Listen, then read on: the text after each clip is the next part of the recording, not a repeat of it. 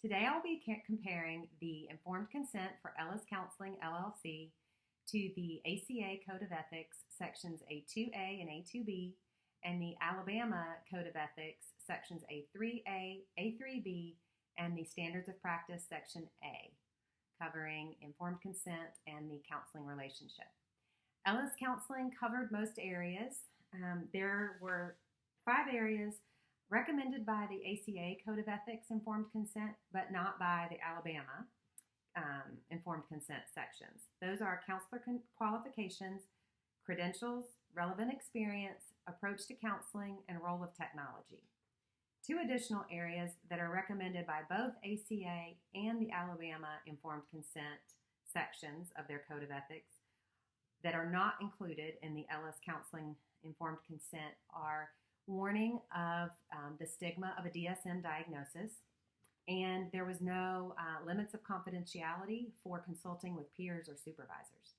There are 2 areas where Ellis Counseling went above the recommendations of both the ACA and the Alabama Informed Consent Code of Ethics sections. The last sentence of their Informed Consent says you have the right to expect that we will not have social or sexual relationships with clients or former clients. That is included in the Standards of Practice for Alabama, Section A. And I did some research because it seemed abrupt to read that after everything else that's included in the Informed Consent. But if you, Wilkinson, Smith, and Wimberly released a study in January of 2019. Out of 847 violations, 22% of those deal with dual relationships or sexual intimacies with clients. So I can see where it's important as a boundary and a protection for both the client and the counselor. My question is how to integrate that into the disclosure statements part of the informed consent and still have a that feeling or that intent of the informed consent where you're inviting the client into a therapeutic relationship, beginning to establish their autonomy, and helping them understand what they're getting into. How many disclosure statements and of these areas should be covered in that initial informed consent form.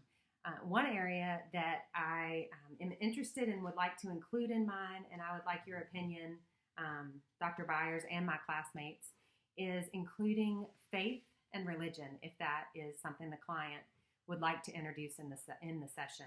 Shumway and Waldo conducted a study testing the inclusion of that invitation on the intake informed consents. And the hypothesis was that the anticipated working alliance, task, and bond were impacted by the interaction between the participants' level of religiosity and their receipt of a theistic or non-theistic consent.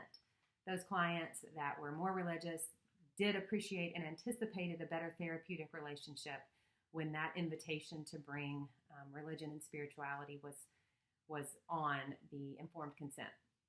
And likewise, those who did not care for religion and spirituality to be brought in preferred not to see it. But if we present it in a way that it will be up to the client to introduce that into the session, that it is not something we will introduce without their initially bringing it up, do you feel that is appropriate to include on informed consents, and is that helpful for the client? Thank you.